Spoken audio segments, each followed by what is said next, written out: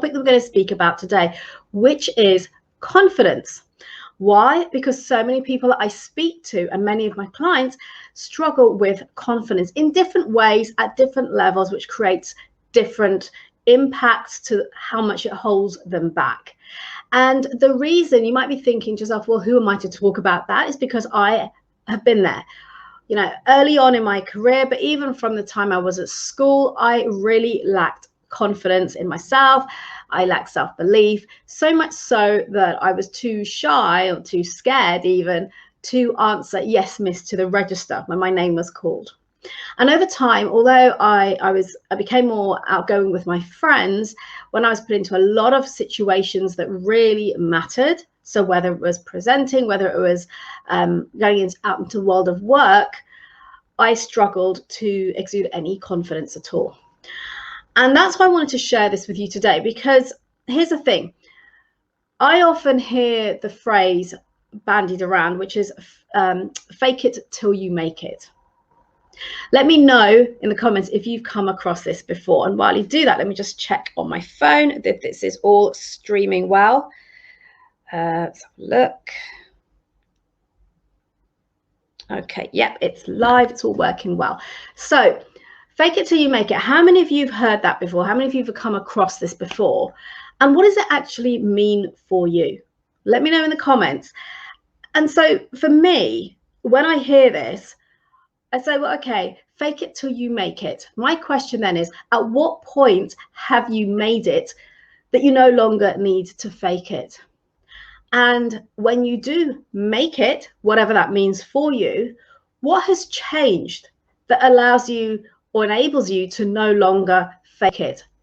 What happens? Do you suddenly wake up the next day and think, I've made it, so now I can be confident? What exactly is it that happens that allows you to suddenly become confident? I'd be really curious to hear your thoughts, your comments on this. And for me, what I believe around this topic is that we hear a lot about imposter syndrome. Okay, so even if we have a goal, an end goal, or somewhere that we want to be, a vision, and we get there, so we've made it, a lot of people still talk about having imposter syndrome.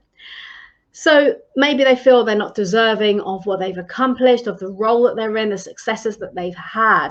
Perhaps they feel like they're a fraud because they perhaps feel they're not good enough, or they are not deserving of that position that they're in, or the success they've got. Or they feel that maybe because they feel that they're not good enough, that they'll get found out. So there's a lot of inner self-talk, a lot of dialogue that goes on that, number one, can really hold us back from moving forward and achieving success. But number two, will continue to hold us back from showing up as the best version of ourselves. Why? Because my belief is that to be able to show up as the best version of ourselves, we want to exude confidence. We want to have certainty in both ourselves and in our abilities. And this isn't about suddenly, if you're someone who's an introvert, suddenly becoming an extrovert and being really loud and outgoing and outspoken for that to happen. No, not at all. It's actually more about just recognizing that, in fact, you want to have that aura about you, that presence about you, that has other people recognize that you've got that certainty in yourself, that you are confident, which means that you're able to then show up as the best version of you. So again, let me know in the comments if this makes sense for you, if this resonates with you at all, and if you've got any comments on it or any questions. And so I'm just looking at my notes here because I've got a few points I want to share with you today on this. My question to you is, would you prefer to, rather than faking it till you make it, so pretending to be confident until you make it, whatever that means, how would you love to naturally feel more confident in yourself, so that showing up with confidence, showing up with that certainty in yourself actually becomes more effortless? Let me know if that is something that you would love to experience. Because having that confidence in us, having that self-belief in ourselves, in our abilities, creates that certainty within, which naturally influences our physiology, our aura, our energy, the way that we communicate, and therefore the way that other people both perceive us and the feeling that they have when they engage with us, when they communicate with us, when they work with us. And ask yourself the question, who do you tend to gravitate towards? Is it more often people who exude some amount of confidence, or people who lack that certainty in themselves? And think about, how do you feel, or how do you respond even to people who are lacking that certainty in themselves, and that you can feel it, you can see it sometimes, even in the way that they show up or the way that they talk. Think about it. Think about how you would respond to that person, and then think about how you're showing up, and actually how could you show up differently so that you get a different response from those around you. I also believe when we talk about fake it till you make it, that's about doing something that's faking it in itself. As someone who's NLP certified, I'm looking at the language here, and by faking it, by doing something that you don't necessarily believe about yourself, is incongruent. It's misaligned with your true self, with your best self. And therefore, for me, having a strong personal brand and the way that you show up is about, one aspect is about being authentic in the way that you do show up.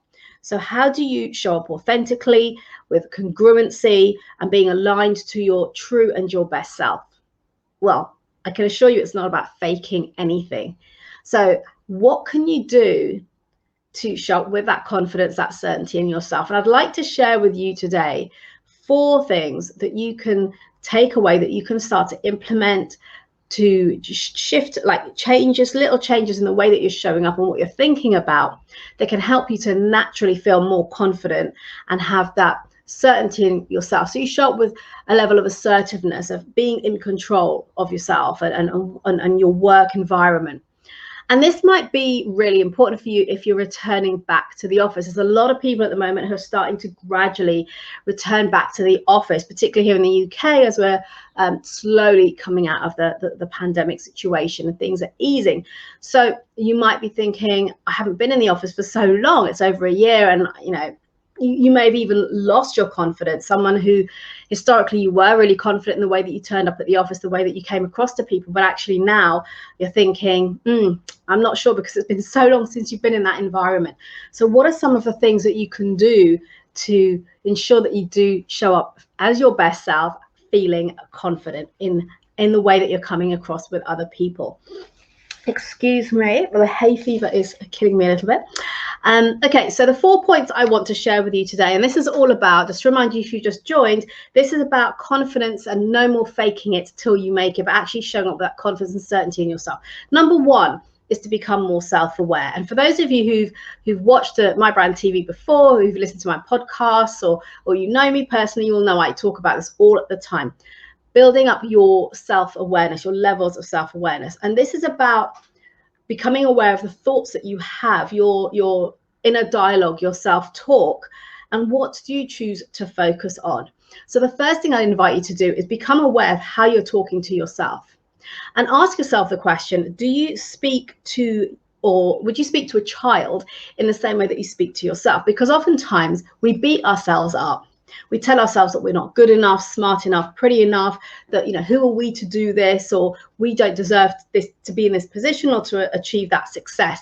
So what is it for you? What are the things that you're saying to yourself that potentially can hold you back? And so when I talk about this, it's starting to hone in that self-awareness and really become aware of what you're saying to yourself, the thoughts that you are having. For example, when somebody compliments you about a piece of work, about something you've done in the office, anything at all, what's your immediate response? Do you make an excuse and say, oh, well, it was just luck? Or, yeah, well, I didn't really put a lot of effort into that, when actually that's not true. As opposed to graciously accepting the compliment and acknowledging that, yeah, that was a great piece of work that I did. You can acknowledge that at least to yourself internally. You don't necessarily have to say it out loud, but what is it you do say to yourself at that point in time? Becoming aware of our dialogue, of what we say to ourselves, the way that we talk to ourselves, is a great opportunity for you then to shift that, to reframe some of the inner self-talk, the things that you're saying to yourself, becoming aware of how we talk to ourselves means that we can change that. When we don't have that level of awareness, then what can we change? So tuning into your thoughts, and a great way to do this, if you're thinking, I'm really going to struggle with this, is to,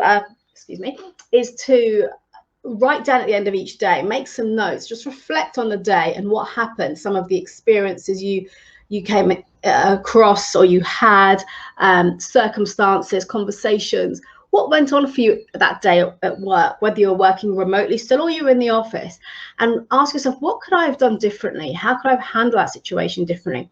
So the first point here is to really become aware of your thoughts and also what you're focusing on. Are you focusing on the things that went wrong or the things that went well? Because we have a human tendency, our human behavior leads us to look at the negative rather than the positive. I'm guilty of it. We all do it because that's where we naturally gravitate towards, rather than all the great things that we may have done on that day. So for example, I'll give you one example. I think it was year before last where I was involved in a public speaking engagement. I was invited to speak at an event, and at the end of it, there was about, I can't remember the numbers specifically, I think about 50 people in the room, and I had about 30 of them who reached out afterwards wanting to connect with me, some of them wanting to have a conversation with me, or to just connect on LinkedIn and to follow me. So there was about 30 out of the 50, right, which I thought was a good number. However, when the company shared the feedback with me, there were, I think it was 3 people who actually had something really negative to say about what I presented on, the topic. And I took it all, first of all, I took it really personally. Even though I hadn't spoken to these people, I hadn't met them, I took it very personally. I then started to question my abilities, what I do, why I'm doing it, should I be doing something else? And going into this whole head, conversation of not being good enough, of self-criticism. And it was only when I spoke to my partner about it and I told him this, I was really, really upset about these 3 negative comments.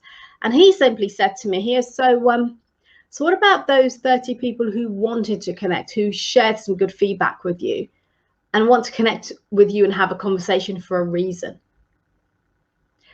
And that's the thing to ask yourself. How often do you do that? How often do you focus on that one thing that went wrong, or you maybe got a piece of negative feedback, versus all of the great stuff that you do and the things that you're good at?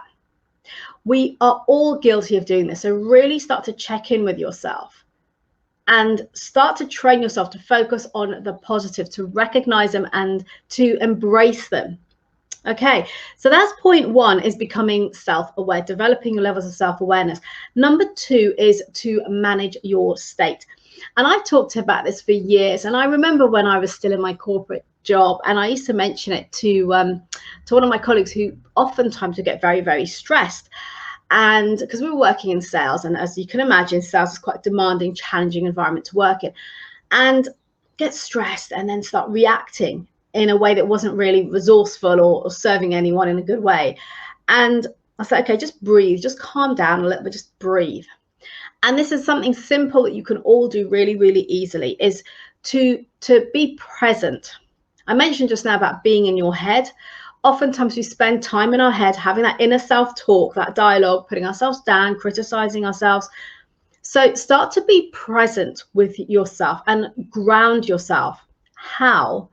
By breathing. Really, really simple, because you all know how to breathe.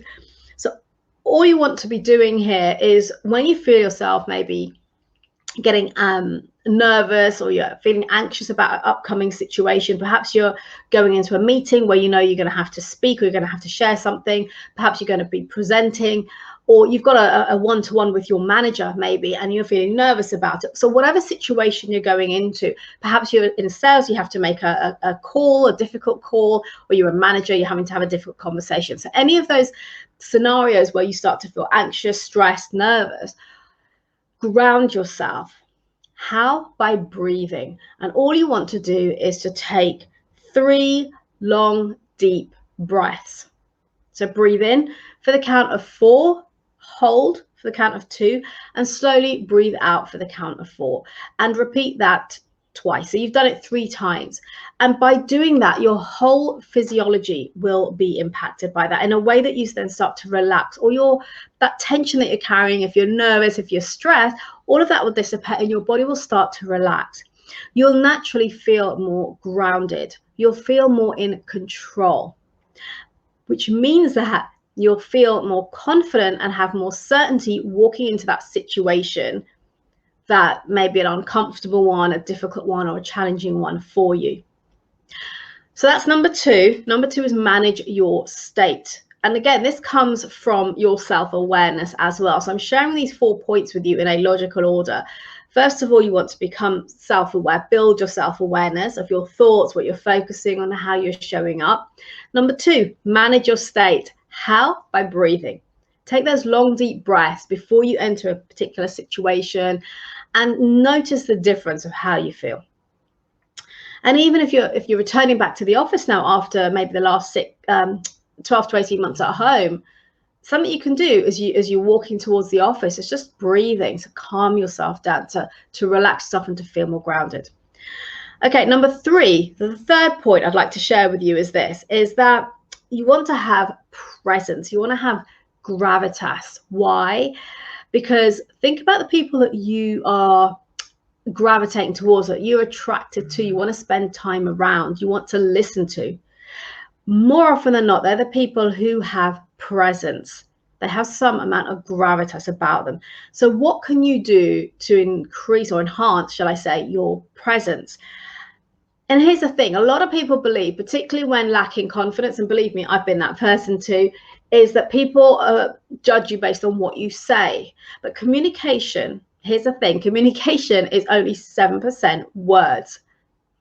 So more than 90% of your communication is non-verbal, which means that people are already creating an impression, forming an impression of you, or starting to even judge you and what you're about before you've even uttered a word.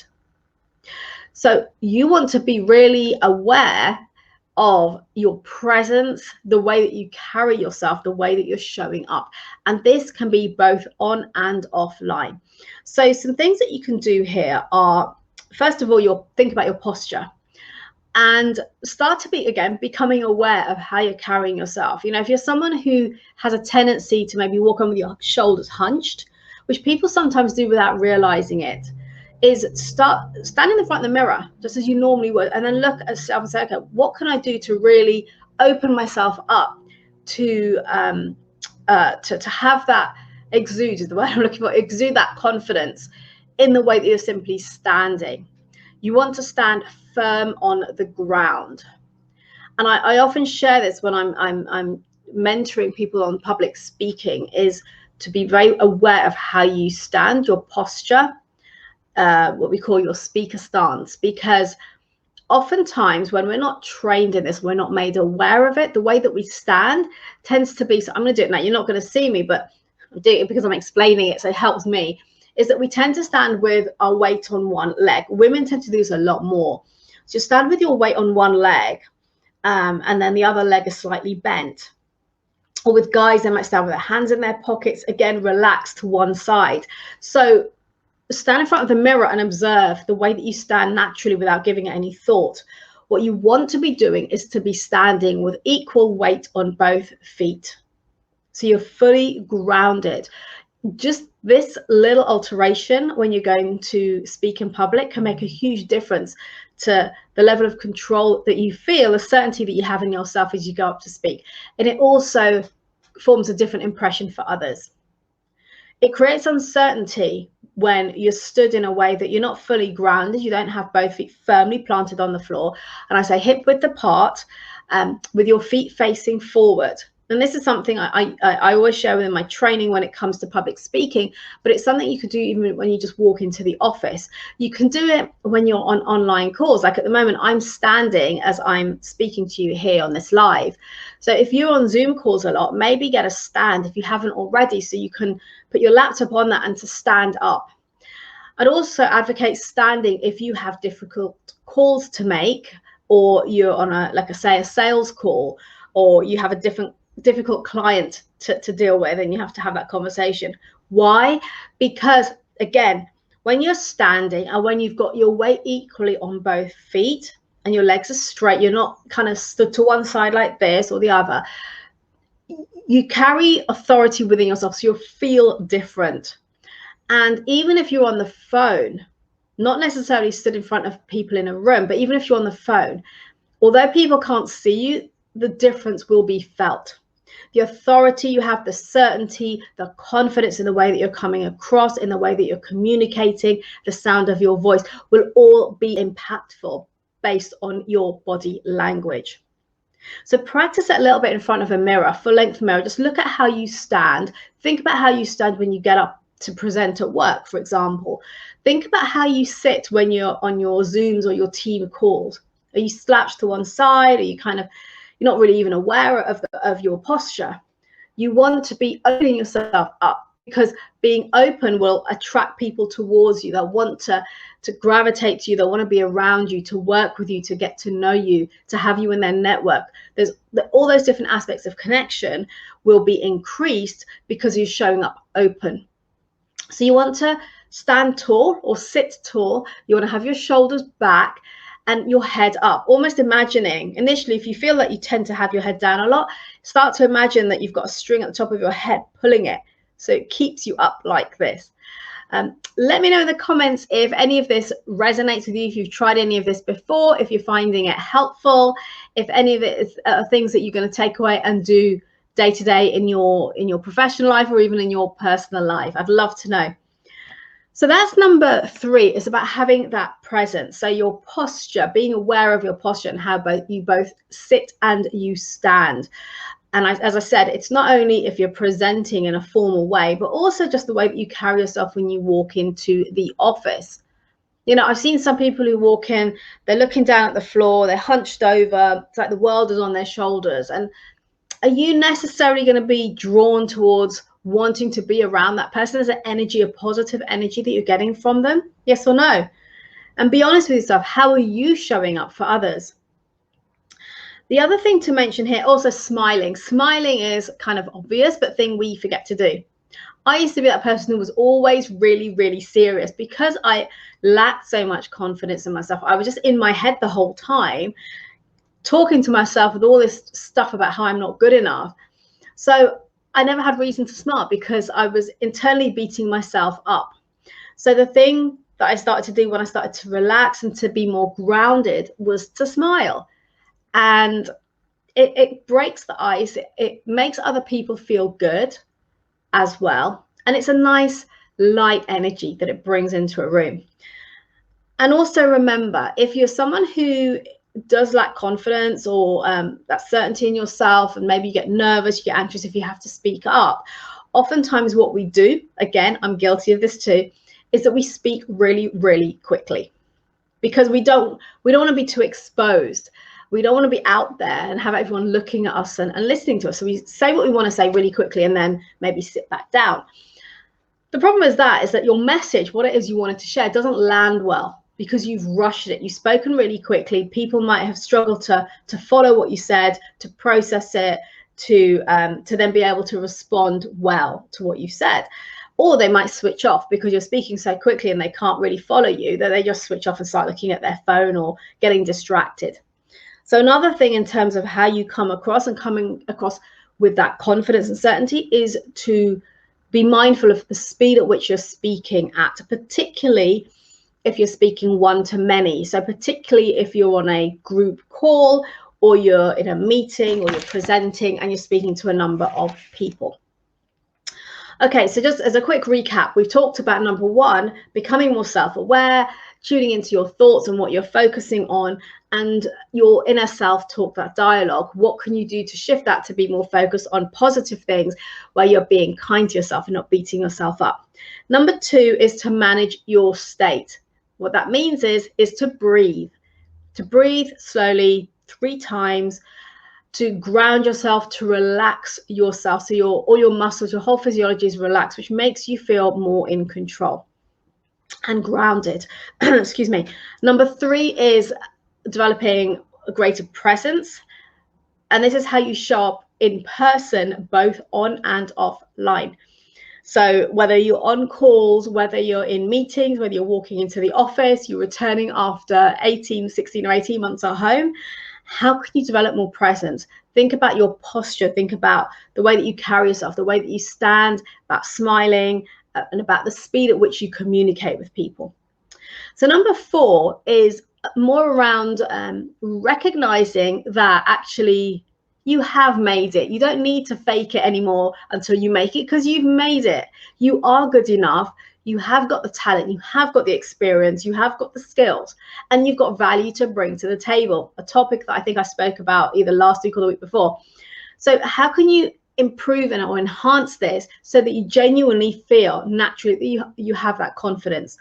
So these are a few things that you can do to help with that. Number 1 is to take some time, just take maybe 20 minutes out of the day to sit down with a pen and a paper. Please do not do this on your laptop or your phone. Get a pen, get a piece of paper, the old-fashioned way, and write.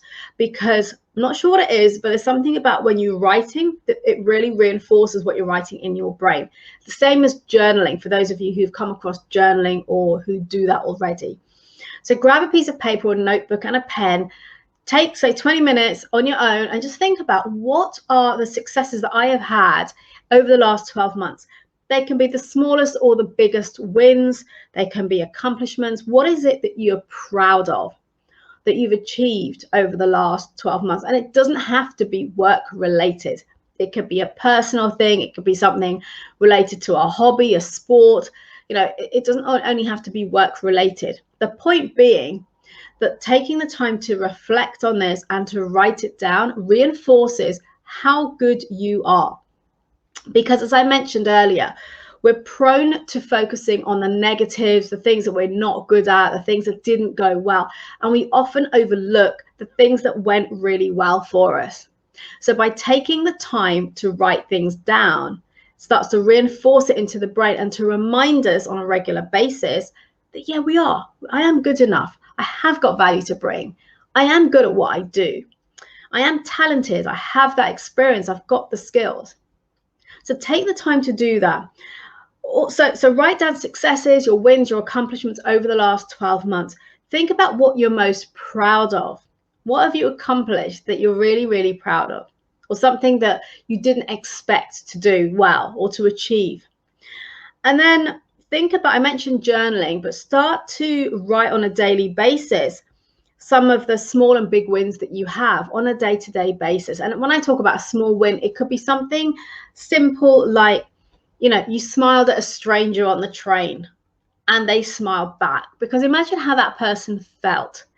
Think about people who've been isolated for the last 16, 18 months, not really had any connection or engagement with people, and you smile at them and it makes their day. You don't even know that. But just think about the fact that it's a small win for you because they smiled back, they acknowledged it. That can be a small win. A big win might be a great project you've been working on for months and it gets submitted and you get incredible feedback. Whatever it might be, it could be you've won a new client, someone you've been working on for so long, and they finally signed that deal with you, that contract. So big or small, whatever those wins are, start on a daily basis to write them down, because again, it will continue to reinforce the good in you and remind you that you are good enough, that you have got value, which will increase naturally your confidence, your certainty in yourself. It's about reinforcing. You know, we talk about habits and keep doing those habits. This is a habit in itself that reinforces your self-esteem, your self-belief, your confidence. Also, the reason I'm sharing this is because, as I said, our natural behavior is to focus on the negative. So by having a journal, first of all, starting with the last 12 months and thinking about what have you accomplished, what are your wins and your successes, but then doing this on a daily basis, or even if you think I'm not going to do it on a daily basis, do it on a weekly basis, maybe on a Friday at the end of the week or Saturday morning. Take some time to write down how's the week been. And also going back to your awareness, how did you show up in situations? How did you handle them? What could you have done differently? And then also start to write about your successes, about your wins. And it'll start to reinforce for you how good you are. Ultimately, my question for you is this. If you do feel that in certain situations, particularly in your professional life, that you're lacking confidence, ask yourself this. Why? Why do I lack confidence? What is going on for me that has me feeling that way? Because I can assure you, it's going to be something that somebody once said to you, or you said to yourself, that's you're beating yourself up, or you're taking on other people's judgment or criticism and carrying it with you and making it bigger than it really is. So by tuning into where it's almost, we talk about cause and effect, what is the cause of you feeling that lack of certainty in yourself, in your abilities, or in your levels of confidence? That's the starting point of all of this. So I've shared with you today kind of 4 aspects of things that you can work on, that you can build upon to start to naturally feel more confident, increase your confidence levels, have more certainty in yourself, which means you'll actually feel more in control of yourself, your environment, your work environment, the way that you're showing up at work. And you don't need to fake it anymore because you've made it. And yes, by making it does not mean you can't keep striving for more, but fake it till you make it, for me, I don't buy that at all. It's about what can you do right now, today, to start to build your confidence yourself in a natural way that will have you showing up with that certainty in yourself. So let me know if this has been helpful for you. Do drop a comment in, ask any questions that you have. And if you want to have a chat about this further, then do feel free to reach out to me. I'm more than happy to jump on a call with you as well. So that is my share for today. It's about building and honing your confidence, your certainty in yourself. And here's the great thing about this I haven't mentioned, is that when you start to show up differently, when you start to show up with more confidence in yourself and having that certainty, people will respond to you differently. And it won't be that they are conscious of what they're doing or why they're doing it. It's just natural behavior. The energy that you give out will give you a certain response. And the energy behind feeling that confidence, that certainty in yourself, means that people will respond differently to you and you will notice it. And I can assure you this works. I'll give you a very quick example. A lady that I met a few years ago at an event I was on a panel for one of the banks in London. I think it was NatWest or RBS. And there was a women in tech panel. And after the panel event, a lady came to speak to me.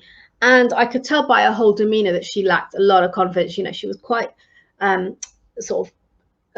shoulders forward, looking down, very, very shy. And she came up and spoke to me. And she asked about, feeling more confident and what could she do. And I shared some simple tips with her, things I've shared with you here today around breathing, around posture, smiling, slowing down when you're speaking, simple things you can do straight away. And this is no lie. She messaged me the next day to say that, thank you for your advice. I implemented it today when I went into the office. Now, bear in mind, this was somewhere she'd already been working at. This was not her first day in the office. Okay. And the tips I shared with her were for her to feel more confident in herself. And what she wrote to me was that I showed up to work today. I did what you said, and I've already noticed the difference in the way that people are responding towards me, the way they're behaving towards me. And that for me gave me goosebumps, because I thought, I know this stuff works, but to hear it like overnight, like that, she did what I shared with her and she immediately saw the difference. And think about it for yourself. As I said earlier, how do you show up? Sorry, not how do you show up, but how do you respond, or who do you gravitate towards more? Is it people that have that certainty in themselves, who have the confidence? If you were hiring somebody, who would you hire? The person who's unsure of themselves, who lacks their belief in their abilities maybe, or someone who has more confidence, who comes across really, really strongly in terms of what they can bring to the table. So as I said, it's not about becoming an extrovert or outgoing and outspoken. It's simply about these little things that you can do to show up in a way that will have more people wanting to be around you, work with you, hire you, and all those great things. So number 1, become more self-aware. Number 2 is manage your state. Number 3 is develop your presence. And that's your in-person presence, both showing up on and offline.